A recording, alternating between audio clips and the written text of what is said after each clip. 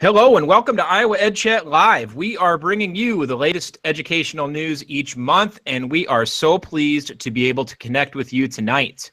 We have a very special guest this evening, LaVonna Roth. We're going to introduce her in just a couple of minutes.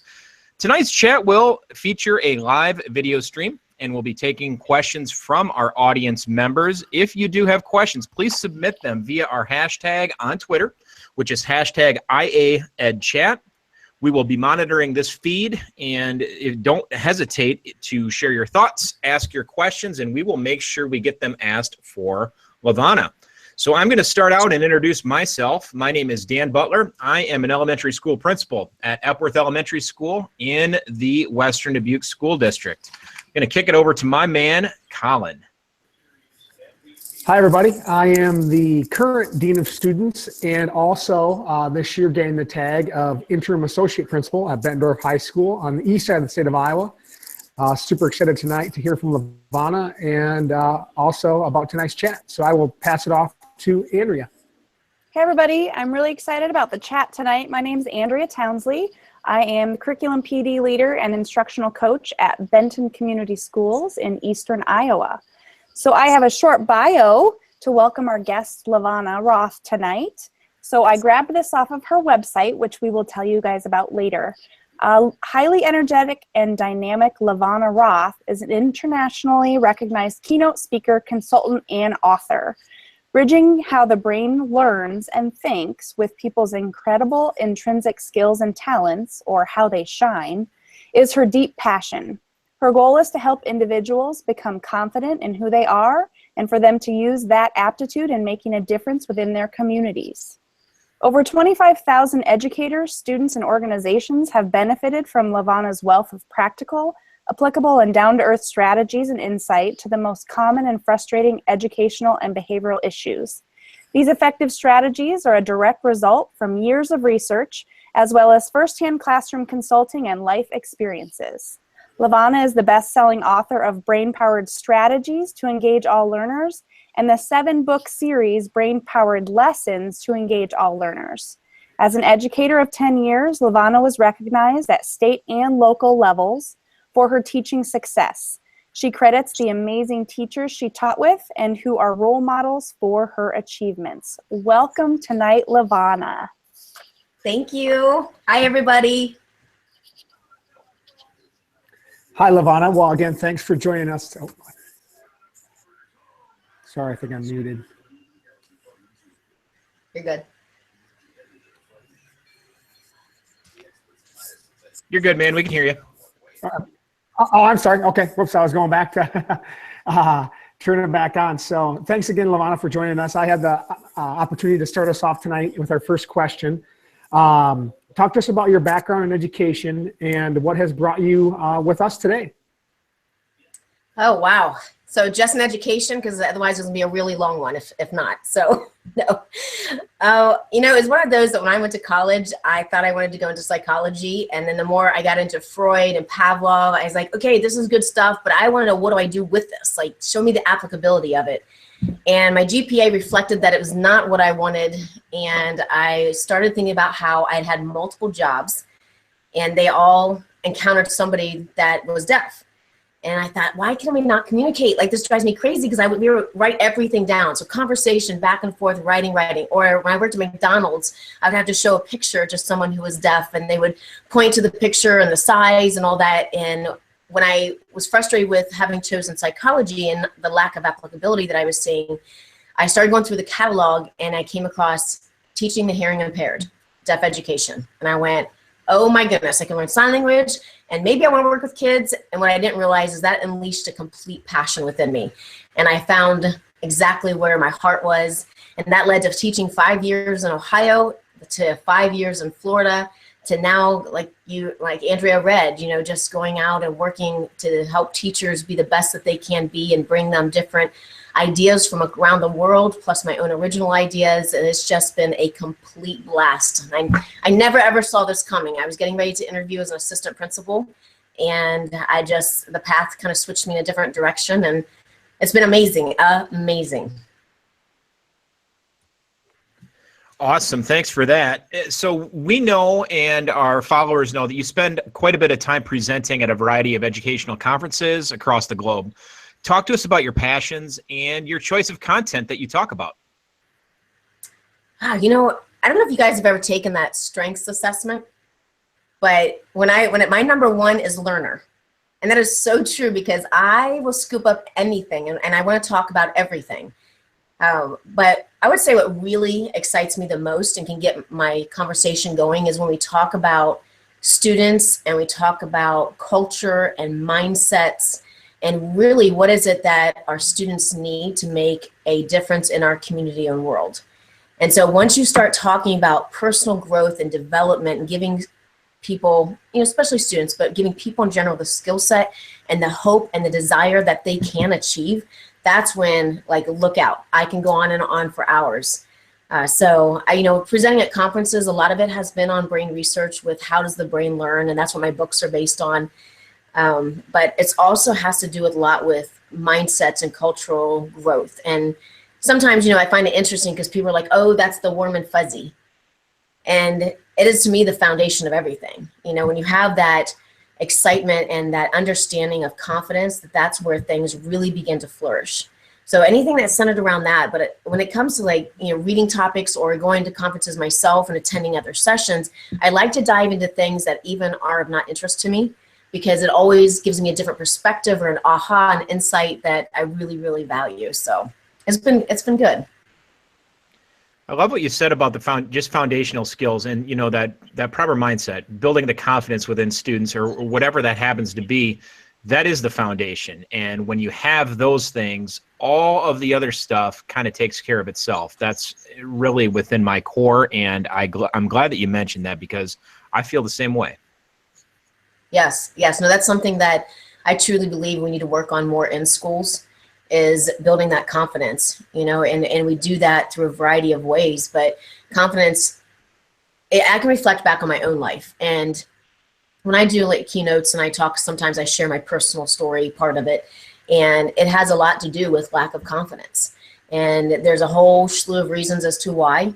And it wasn't until I was 38 years old and I was in a major car accident. Oh, wait, hold on. I'm only 31. So, no, I'm kidding. When I was 38, though, I was in this car accident. And it was one of those where highway patrol thought nobody survived. And I walked away with only a broken arm, and I have scars on my legs. But the fact that I really probably should not have survived that was my wake-up call. And that was, who am I living my life for? And that gave me a shift in thinking. And then I realized that in some ways I let parts of my life where I played almost the victim side, not outwardly, but internally I played a victim. And that was that wake-up call that I said, I'm not doing it anymore, and I realized how much my life has changed by me growing in confidence, not being egotistical, not arrogant. That's a whole different realm, but being confident. And I think we just did the same with our students. And again, every individual. But we did that with students. How much different would our world be with them leaving school confident in who they are and knowing that, yes, I'm weak in this, and yes, I'm weak in that, and I could name a gazillion reasons I'm weak. But you know what? I rock at this. This is my strength, and I'm ready to go out and kick butt, and I'm ready to contribute. That'd be totally different. So I know I've had a chance to browse quite a bit of your website. So I'm going to just give a little plug for that right now, but then we're also going to talk about it. So if you guys want to browse her website, www.igniteyourshine.com, and then you can also follow the hashtag #IgniteYourShine. So my question is kind of around that. Tell us about the background and foundation of the Ignite Your Shine initiative. So background could be anywhere from my own personal journey as a student. I struggled. Once I hit middle school, I began to struggle. And by the time I hit high school, I was struggling a lot, really fighting. By the time I got to college, I have no problem sharing with you now. I was embarrassed at one point, but my first semester, I had a GPA of a 1.2. Not something to be proud of. Put on probation to be kicked out of college. And I realized that my self-esteem and confidence was really starting to decline then. It had already been, but that was one aspect. Now switch into being a teacher for 10 years and experiencing students from all realms and realizing how many of my students felt that they were awful students, or that because they weren't the best reader, they felt they weren't going to be successful in life. And then my daughter, as she grows up, she follows the exact same path that I'm following right now, or that I followed as a student. And I see her challenges and her struggles, but yet the person that she is unbelievable, but it's not necessarily recognized within the framework of how we look at and value in what we value in school. And so I looked at all these things and I thought, you know what, I'm really frustrated with how we frame the word smart in schools. And to me, we put students in a box of reading, writing, math, and science. And if we think about this, and I said, hey, Andrea, go to gifted. What I just told my rest of my students in my class is that they're not gifted. That is 100% not true. They are gifted. My responsibility is to figure out how they are gifted and to maximize that. But it's often missed. And so, things have bothered me a lot. And I thought, okay, we could talk about the word smart. And then I realized that, maybe that's not going to be the best word. So I shifted to the word shine, because it's not, smart can have so many different connotations, but to shine, it's pretty clear. It's how do you shine? What makes you you? And when I worked on that as an acronym, literally it came straight out exactly what that acronym stood for. And I went, oh my goodness, I didn't have to think about it. I knew what this stood for. So with the word ignite, I did struggle with. It was applaud your shine and it was celebrate your shine. And it's like, no, that's still not the powerful word I'm looking for. And one morning, 5:30 a.m., apparently that's what I like to think, I sat up in bed and I went, it's ignite, yes. And so I looked up the word and it says to give energy, life or energy to someone or something.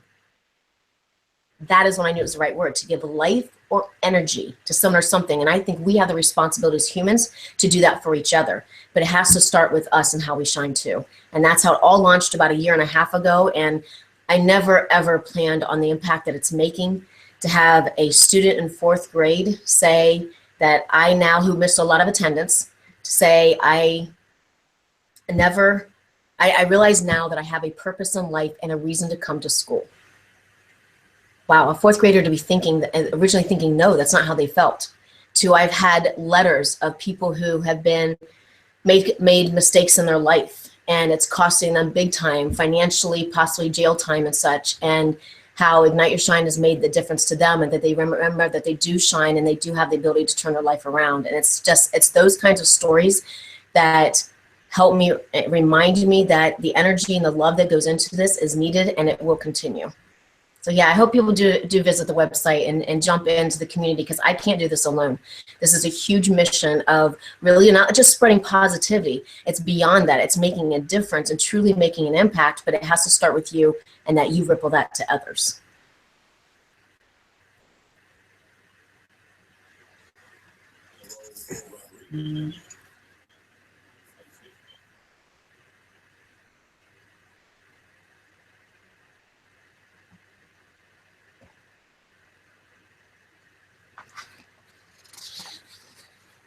I think you're on mute, Colin. There we go. I hit it once and I'm unmuted, and I hit it again. Sorry, I evidently technologically declined tonight. So thank you for that response, LaVonna. It was no worries. A lot of that hit home with me, in terms of my experience in school, and all kids are gifted, and how do you find that shine and find where they're gifted. So I appreciate that. So another part of school is culture. Culture plays a huge role in the Ignite Your Shine movement. Talk to us about tackling the best culture in the school system. It's a beast. It really is. Culture is a big one. It's one that, to me, it starts with you, each of us individually, and it comes down to a choice that we have. I can have a lot of things going on in my life and walk into a school building, let's say I'm teaching, walk into a school building and bring all of my baggage and all of my emotion with me. But that affects every single person in that building. It's not that you don't need support. It's not that you don't need that. At the same time, it's learning to monitor how you deliver that to others. I'll give you an example. When my daughter was coming into the teenage years and the emotions were like this, you never knew what was going to happen, what was going to come with it. I said to her, you're going to have moments where you don't know what's going on with you and you're ready to snap at anybody. So I understand that and I respect that, and that you need space and time. So if you need that, all I ask you to say to me is that, Mom, I need some time. And go in your bedroom and I will give you time. That just means you're not in the right place to have the conversation. So I think the same thing within a building, though. A lot of us, I mean, every single one of us, even kids, we all bring emotion and things that are happening in our life to the building. But once we walk over that threshold, that should become the safe place. That should become the place that I believe in you. It doesn't matter what happened yesterday. It doesn't matter what my thinking is possibly about you. It is, let's start with a clean slate. Let's start fresh and let's dig in. And it goes as simple as something as a smile to each person. You know, and if you don't feel like it, say to someone, hey, I don't feel like smiling today, just help me out. And that, just those words communicates that and gets to have that communication level that so many of us try to hide. You know, it's okay to have your personal side. It's okay to have your personal story, but being aware that your positivity or lack thereof impacts everybody no matter what. And we have the choice on how that is. And I remember walking in, I was teaching second grade, and mind you, I taught 7th and 8th grade for 5 years. I moved to Florida from Ohio, and I got into teaching second grade, and I was in culture shock because I was like, what do you mean you don't know how to tie your shoe? Okay, he looked at you, so what? Like, you need a tissue, sweetie. I was so used to my 7th and 8th graders getting my humor and taking care of themselves, and it was a complete culture shock. And I realized I was walking in going, I don't like this. I don't want to teach. I really don't want to teach these little ones. I want my older students back. And I realized one morning it was the choice, but what happened was a song was playing. And do you remember the song Beautiful Day by U2? Yeah, that song was playing. And I remember I was like, I had a little pep in my step after that song. And the next morning it played again, and I was like, it's up here. Like, I'm rocking it out in my car. And I realized the difference in me walking in, and then the difference with what happened to others. I love when schools take on we call it a shine squad. So where you're the motivator, you know, and if you have to rotate that, you rotate that. But whether I recently saw on Twitter a post of students came through and put Post-notes all down the lockers with positive quotes. I love that. That's a shine squad. That's someone who's coming in and purposely helping to make that day. So any way that you can create a culture that allows people to be who they are, but at the same time come in knowing that we are here to support each other no matter what. And I think that is critical to laying a foundation of a culture that's going to thrive, especially for the brain and helping students learn. All right, going to jump in. We have a question from Allison, and she's asking, do you have a favorite quote to share with students to help them understand that fair and equal aren't the same thing? Maybe we have to come back to that, let you think a little bit about that one. What grade? Does she say what grade? She is an elementary teacher. She's a 4th grade teacher, so probably elementary related. All right, so fair. What was the other part? Fair and what? Let me read it again for you. It says, a favorite quote to share with students to help them understand that fair and equal aren't the same thing. I don't know that I necessarily have a quote for that. I love talking, when it talks about fairness, is I used to do a lot with Love and Logic, and they have a sign that you can put up that, you know, I'm always being fair, but what fair looks like is different for each student. And it's you know, someone who has a 1st offense versus a 5th offense, you wouldn't give the same thing. You know, so it's that kind of a mentality. But as far as a quote, no, maybe I should make one up. I think about. I'll think on that. Well, we'll see. I don't know if I'm gonna come up with one between now and then. But Allison, tweet me, and I'll be sure to see if I can come back, even if it's later after the chat. I always think about that image with kids. There's 3 kids watching a ball game, and then the levels of their step stools are different or whatever to see what they have. It's coming on right now. I'm putting that on. Good. Go, Andrea. Or the one with Albert Einstein and the animals. And you got the fish and the monkey and the elephant and I think a bird, and they all have to climb the tree for the test. Sure. You know, that's a great example too of it not being fair or equal, because obviously they're being assessed in different ways. And the monkey is going to be happy, but what about the rest? For sure. So next question for you is, obviously motivation is another large factor in Ignite Your Shine. What are some great ways that you've found to increase motivation?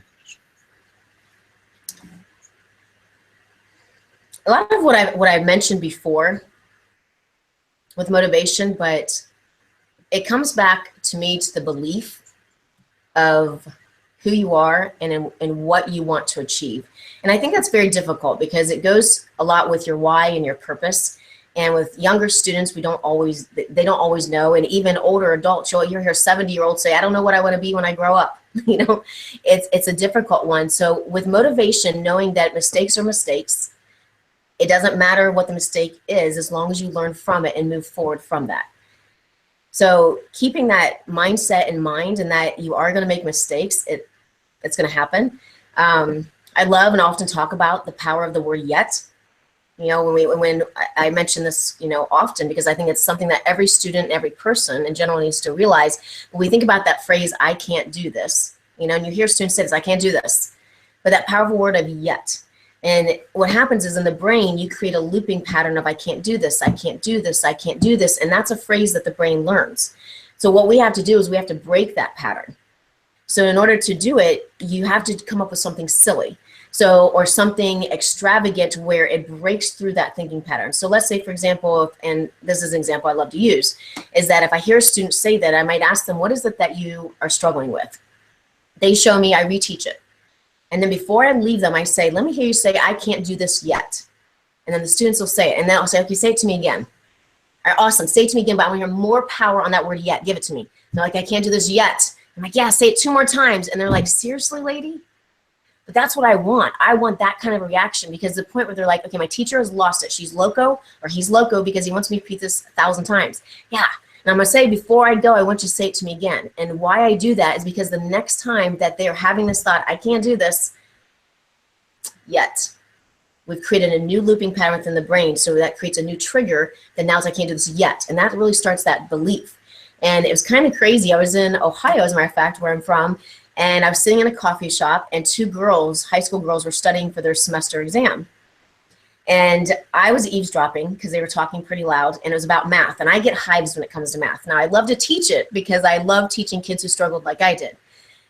But they're telling me, one girl goes, I will never get geometry. I'm terrible at it. I'll never get it. Now me sitting there with the growth mindset attitude, I went, I got to motivate her in a different way. But she doesn't know me. I can't do this. LaVonna, you just need to leave. And I said, no, you can't. You have to. You have a responsibility to helping her shift this. I said, no, she doesn't know you. You're a stranger. It's going to be stranger danger. So I was like, what do I do? And as I went to walk out, I said, no, I'm going to ask her or say something to her. So I walked up to her and I said, ladies, I said, I hate to interrupt you. And I said, but at the same time, if you don't mind, I heard you say something. You said you're terrible at geometry. And she goes, I am. And I said, well, your brain, whatever you tell your brain believes. And I said, so what if I switched your language and instead you said, I'm not good, I'll never be good at geometry. Instead of saying that, I'm not good at geometry yet. Or I got to keep trying because I'm having trouble with geometry. But something where the word yet is in there or a switch to that. And she looks at me and she looks at her friend. She goes, that is really cool. And I was like, because I was a little nervous approaching them. And she's like, no. And she's like, that makes a lot of sense. And she's like, thank you. And I said, you're welcome. I said, I'm sorry, I just cannot walk out of here without that. So again, it goes back to the responsibility for each other. But then motivation with adding in those quotes, you know, getting people into professional learning communities, whether it be, you know, PLNs online with Twitter or Facebook, whether it be on Voxer, whatever avenue, a coffee morning, just there's so much that we can do with motivation. And for me, it comes down to songs. It can be a quote. It can be an object. It can be a person that cheers us on. Whatever it is, find that and let that be your motivator. And for me, personally, it switches. And it's not always the same. It's different. So, but finding what works for you. And again, we have the responsibility to do the same for others. All right. So when you think about success for students, what are the most important skills that we can provide to students to ensure future success? You know, I think communication skills is definitely a big one. You know, teaching communication skills on what is it that you want to say to someone and how you say it matters immensely.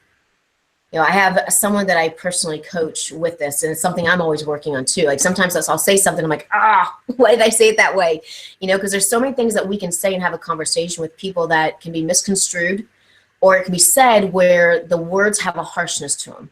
For example, teaching students to not say, well, you did this and you did that, learning to pull that word out and rephrase it in a way. I think that would be very valuable when you talk to people who are hiring, employers, when they hire employees, that's one of the things that they're looking for, more so than what is it that you actually know. We're seeing a trend switch when they're hiring. It's not so much about what you know, because a lot of times they feel they can teach you what they need you to know.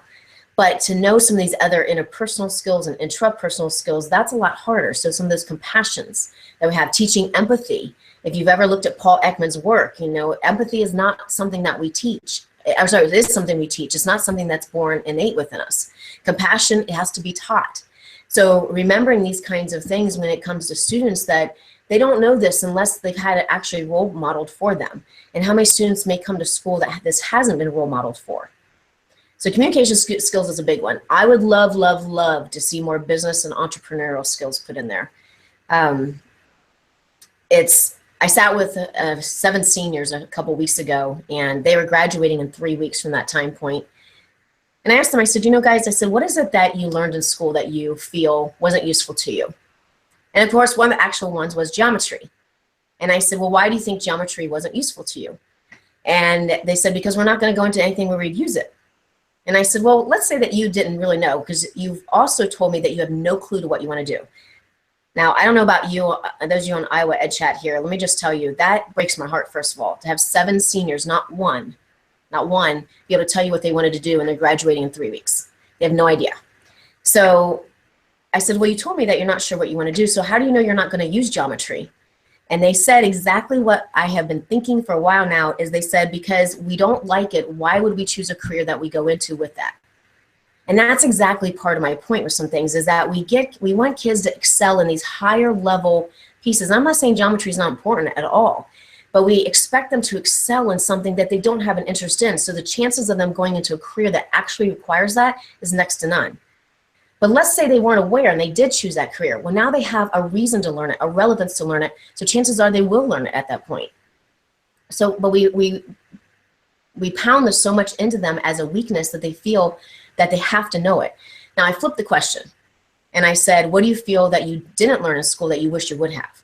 And that's when they got into, one of the girls, these kids have been through rough times, things that I think I wish students never went through as kids. It's just, it breaks your heart. But one of them said, I wish we had learned how to buy a house, how to buy a car, how to take out a loan, what about insurance? What do I do about retirement? These are all the things we don't teach in school.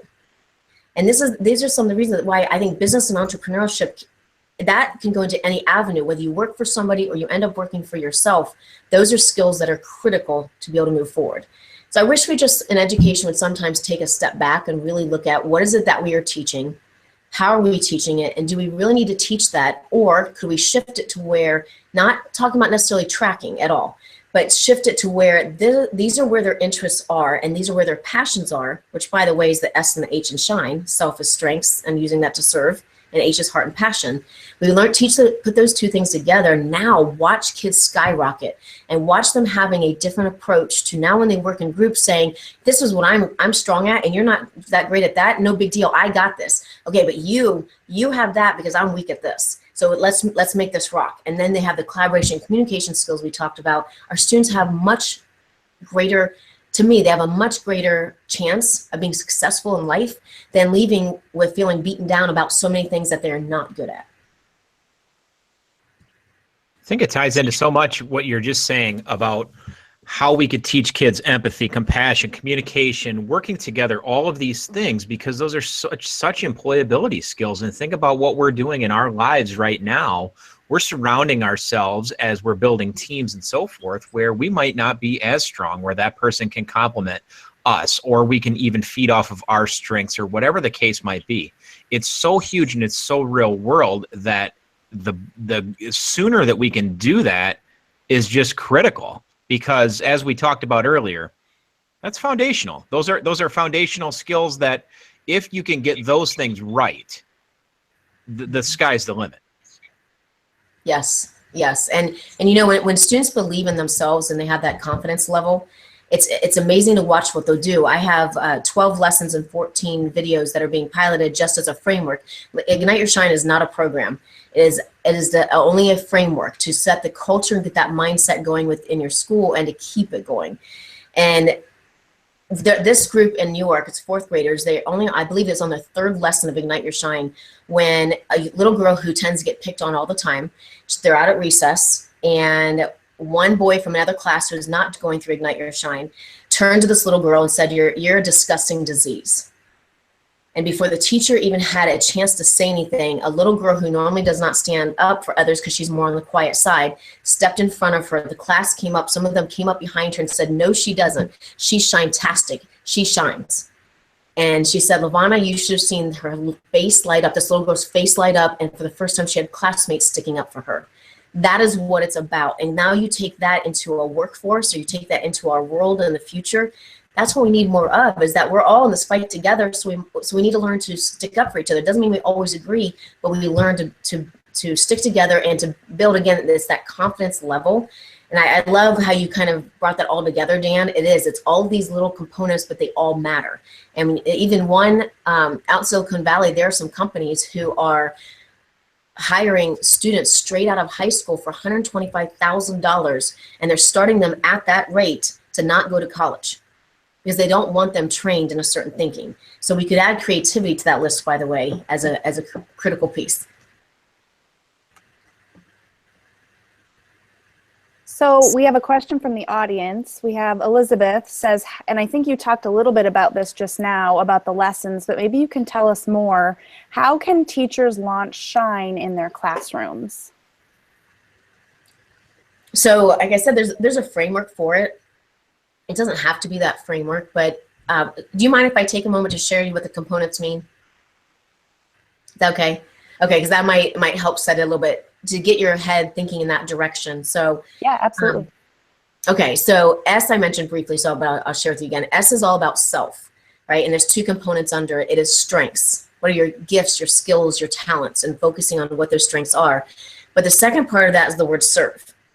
Because if we don't do anything with what our skills, gifts, and talents, then we aren't adding the value to the world of why we are here. So discovering what their strengths are and using that to serve. And when I say serve, I don't mean necessarily, I do mean others, but I also mean yourself. And I don't mean it in a greedy, selfish way. I mean it in a way to take care of you. You know, I was giving a graduation commencement speech, and I told them, I said, it's not, I'm going to tell you what society tells you. I'm going to tell you the opposite of it, though, that you have to take care of you, because how do you take care of others if you don't? But again, I don't mean that selfish, greedy. So it's strengths, and it means to serve. And then we get to H, and H is heart. What is your passion? Like, what, if you could jump out of bed and go do it every day, what would it be? And with students, it's often things like puppies, pizza, video games. You know, but what you do is you work within that. What about those? It's the attributes within that are the key. So if you start looking at what your students do, what are their strengths, and if you listen to them talking to each other and eavesdropping, you will learn so much about their strengths that you may not have observed before, plus their passions, or have that conversation. What is it that you guys love? You know, and if it is video games, again, go into attributes of what is it? Is it working by yourself and sometimes being able to play the game with others? Is it the fact that it starts out easy and it gets harder and harder and harder, but not so hard that you won't achieve the next level? We can take those same attributes and put them into our classroom. So the powerful package, though, is when we put the two together. You know, when we help students understand what their strengths are and what their passions are, that's the powerful package, because if one of those is missing, that's when we have things such as burnout in the future. Then we get to the letter I, and I is inspire. So we talked about motivation earlier in the chat. What is it that keeps you inspired, and how do you inspire others? So it's always about self and others. So you know that life is going to throw you curveballs, and students can share, you know, again, it breaks my heart, but share with you things that they never should be going through. And how do you stay inspired, and how do you help a friend who stays inspired, you know, to stay inspired? And then we get to the letter N. And N is the action. It's the word navigate, because it's the dream. We have to let kids dream. If you don't dream it, it never will happen. At the same time, teaching them how to set goals and teaching them how to take action with that. And that's where that inspiration comes back in, because if we have to stay motivated, we're going to get no's, or we're going to get told, you can't do that. Who do you think you are? Or something happens where with the path that we thought we were going to be able to take didn't occur. So all of these things come into play, but N is when you put all of that into action. And then E is the result. E is exceptional. Because by doing those things that we just talked about, you're becoming the exceptional person that you were meant to be. Not anybody else, that you were meant to be. And by teaching kids how to ignite their shine in themselves and in others, that's when you move things forward. So like I said, the lessons can completely help give that framework and get that jump start to it. Or it could be where you start beginning to think in this way too and adding in those positive mindsets. And that's what the lessons get really deep into things. And it's incredible the feedback that I'm getting with the conversations and what is being learned about these students that teachers never knew. But it's because they're taking a moment to have those conversations. And those conversations are important when it comes to teaching the academics. Because not only do your students know that they care, that you care, but it's also things that you're able to put into what you're teaching. So now we become student focused, not necessarily curriculum focused. That gets pulled into it. Instead of us trying to take and shove kids into our curriculum, we're taking the curriculum to our students and into what their strengths are and what their passions are.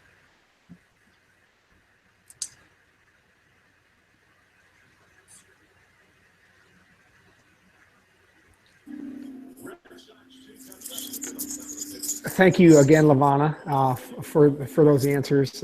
You know, I like it's almost like personalized education, you know, where you're really focusing on the student. And then I know one of the reasons I work in the current institution I work in is because of the students first mentality, and how that really drives our work and drives our practice. So along with your shine movement and along those things, you know, if you could change one thing within the educational landscape, what would that be? A lot of what we've said, but since you said one thing, I'm going to say passion. I wish we could change kids' passion for an education. And I think, and I know we can, but we have to shift what we're focusing on. And just like we said, students first and focusing on them, but then it goes back to what is it about them? You know, we're trying to help them live a better life and to be successful in life. So the question is are we igniting that passion to make that happen?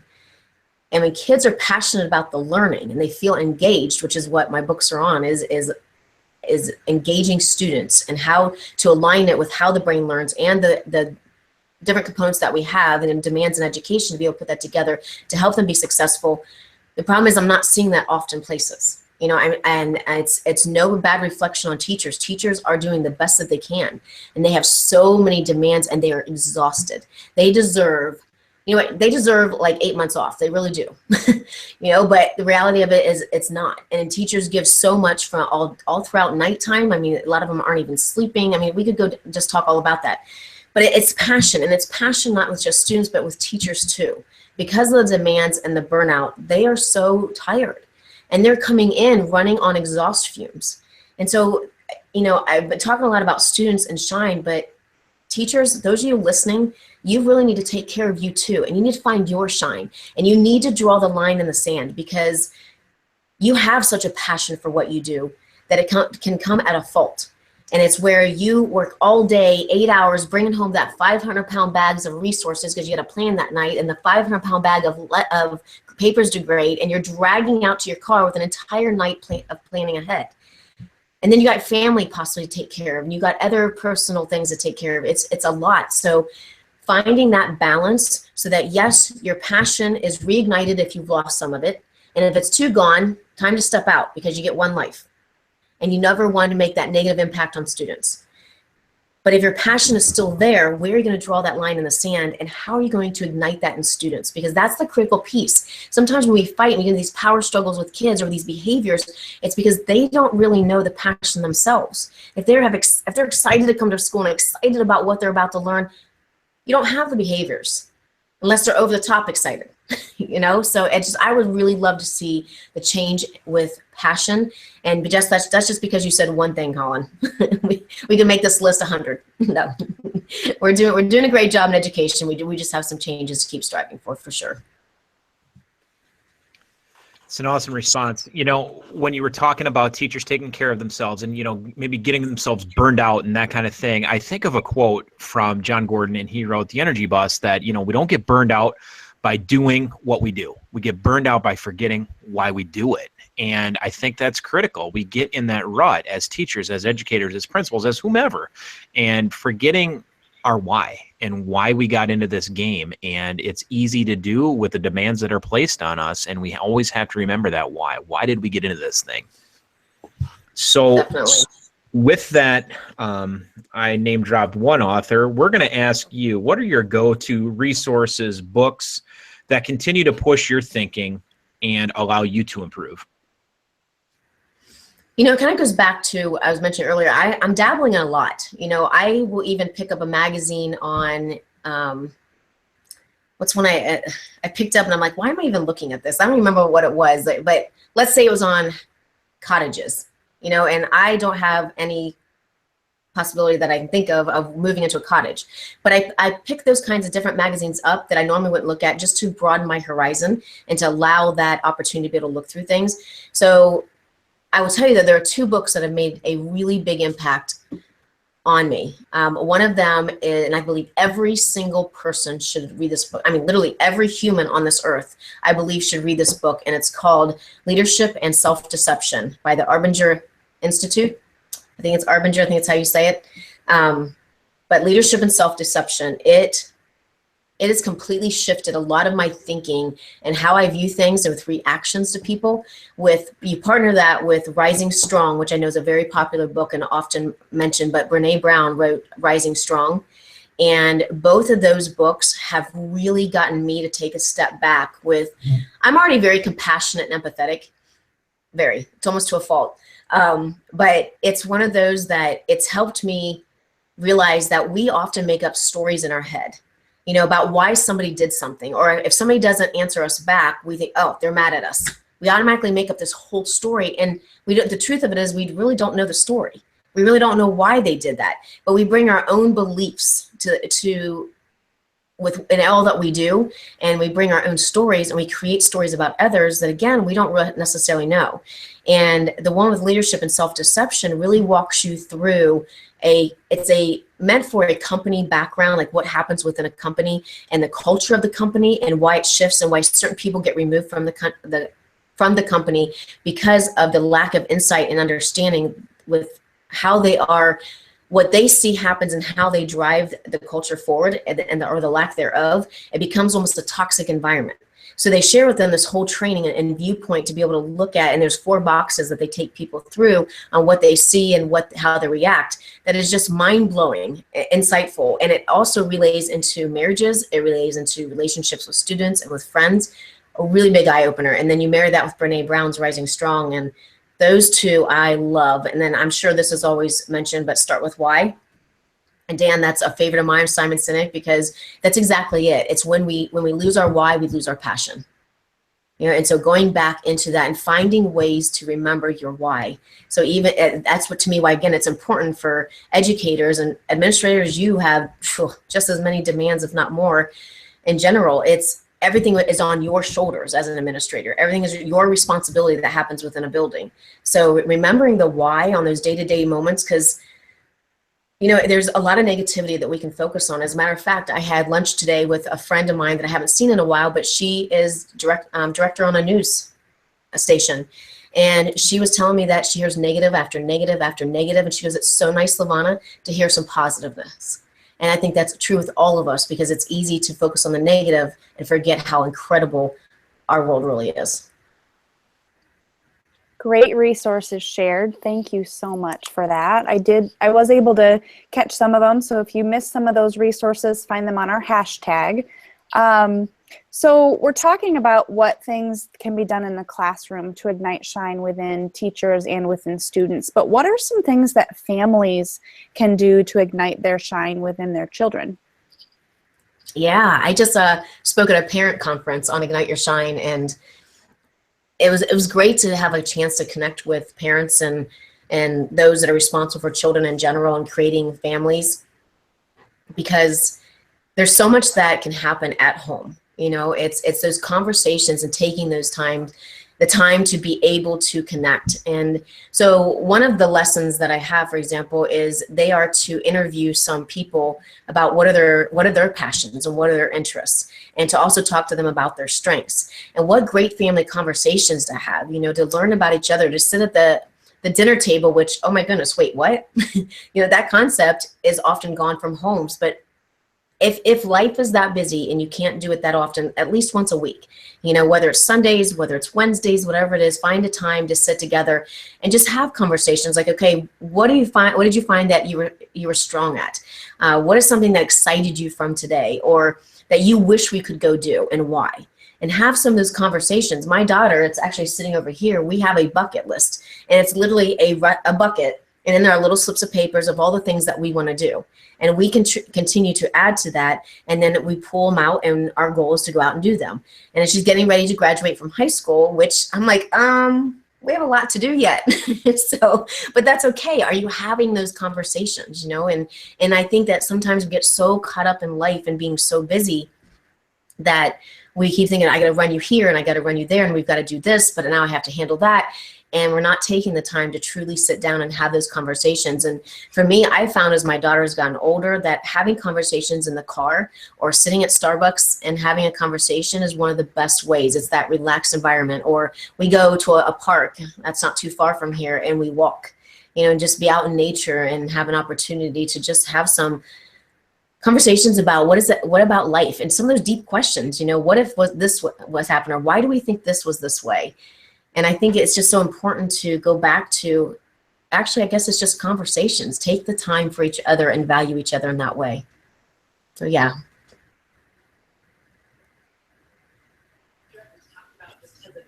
Yeah, that work-life balance is so important, isn't it? Yeah. I love, you know, if you want another resource, I'll actually tell you one that I loved, and I heard him speak, was Dan Thurman. It's Thurmon, and he wrote a book, Off Balance on Purpose. And he's a juggler, and he comes from the point of juggling and how you have to be off balance on purpose. There's no such thing as balance. You know, there's not. And I heard Kevin Harrington talk. He's one of the original Shark Tank guys. And he said that he schedules everything in, and he even schedules his family time in, because if he doesn't, and this is so true, and I adopted this from him, is that we can get so caught up with, okay, all right, family, I know you need my time, and I want time with you, but I got to finish this first. And then while I'm doing, you know, my work, I'll speak from my own experience. I'm doing my own work. I feel guilty because I'm not with my family. And then I get time with my family, and I'm thinking, oh, I have this to do, and I have this to do, and this to do. And what I found was by scheduling it, it has relieved me, because it's my first reaction though was off. My reaction was like, are you kidding me? You want me to schedule my family? Oh, what does that say about me? Sorry, I can't talk to you right now. See you at 1. You know, but that's not how it was meant. And it's awesome, because I will schedule something like, let's say it is 1 o'clock with my family. At 1 o'clock with my family, I'm present with my family, because I know I've scheduled the other work I need to get done, and it's the same thing the other way around. So off balance on purpose or adopt a schedule as best that you can. You don't have to stick to that schedule, but at least you're doing a better job of making sure you're giving attention where it's needed. It's helped me a lot. Oh, I agree wholeheartedly. My wife, I express to her all the time the importance of, is it on my calendar? Is it on my calendar? Because I live and die by the calendar, you know, so I agree wholeheartedly. So what's next? What lies ahead of you for the rest of 2017? 2017. So let's see. Conferences, speaking at conferences, I have a lot of districts that I'm working with in schools. I have one school that is ready to take on Ignite Your Shine for a year-long plan. So super excited about that. If anyone else is interested, let me know. So it's implementing Ignite Your Shine school-wide for an entire year to change the culture.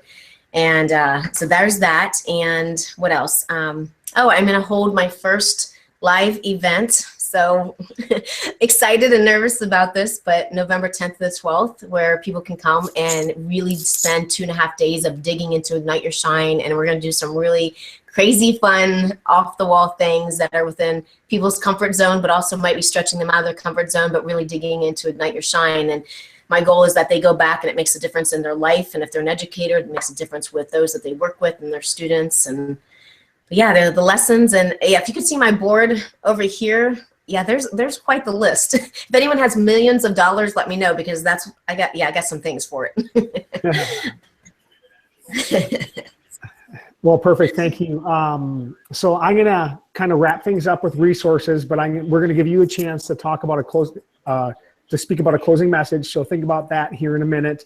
So I'm going to share your resources. Website is www.igniteyourshine.com. Twitter is @LaVonna Roth. Facebook is Ignite Your Shine. The Ignite Your Shine official bracelet and t-shirt are available. And in the next couple of weeks, the 12 lessons and 14 videos to use as a framework that teachers are piloting will be available. So visit igniteyourshine.com and sign up today to stay positive. There's a free lesson already available, I believe. So if you want to take a moment and give your closing moments, we'll pass it off to Andrea to start that. All right, so LaVonna, we want to hear from you, just a little closing message from you. What do you want our listeners to take away with them tonight? I'll choke up because it's educators that we're talking to, but just don't forget how incredible you are. You are shine-tastic, and I hope you're looking me right in the eyes right now, because you are the core of the future of our country. And I have a daughter, so I will speak from her experience that you make a huge, huge difference in a child's life. And one of the seniors that I spoke to, he said, you know, teachers have really, really pressured and pushed me. And I said, is that a good thing? And he said, yes. And all the seniors then jumped in and said, yes. And I said, well, you complain or you give attitude when teachers pressure you. And they said, yes, we do. And I said, well, then should they back off? And they said, no. We need the pressure. We need to know you care. Now, it's pressure with love and support, but we need to know you care. And that's the difference that you make in a child's life. You never know when they walk through your door what they've been through. And you are that shining light. You are the one that gives them hope. So from the bottom of my heart, I thank you so much for everything that you do. Please know your students' stories. Don't be afraid to connect with them. Don't be afraid to help them realize how incredibly fantastic that they are. And I thank you again for everything that you do. And IAedChat, thank you. You guys have been awesome. I've had a blast with you tonight. Thank you. We are so glad that it worked out for you to join us this evening. And we're really excited to continue the conversation on IAedChat. We will get lots of resources have been shared tonight. And then any additional resources from tonight, quotes, thoughts, please continue to share those on the hashtag. So I have a few regional or national events. If you guys have any that you'd like us to share on our live chats, please get those to us and we will give them a shout out. In June, on June 15th, BC Ed Camp, Benton Community is hosting a Ed Camp focused on teacher leadership, and that's on June 15th. The KPAC Conference, Keystone Premier Educational Conference, is on June 20th and 21st in Dubuque. So, like I mentioned, if you have one that you'd like us to give a shout out to, let us know. I'm coming at you with a closing message, and if you can hear it pouring in the background, I'm sorry about that. It is just downpouring in Epworth, Iowa right now. So anyway, want to thank everyone for joining us tonight and sharing your thoughts on IAedChat Live. It is always great learning with all of you. And thank you for joining our show again. Next month, we are very excited to have two IAedChat Live guests. Peter DeWitt will be joining us, and Dave and Shelley Burgess as well, so that'll be pretty cool. Very special thank you to the rest of our team members, Andrea Townsley and Colin Wicken. And of course, thank you, LaVonna Roth, for all of your insights, your thoughts, your passion, everything that you shared with us tonight. We were so very fortunate to have you on. Thank you. Same here. Be sure to follow some of your new friends that you met here tonight and visit our hashtag IAedChat to continue the conversation. And if you want to connect with us further, take a look at our website. You can find that out at tinyurl.com/IAedChat. And you can connect with us on our podcast at Podomatic or on iTunes. We will be back next week with another great topic. Until next time, be the change. Good night, everyone.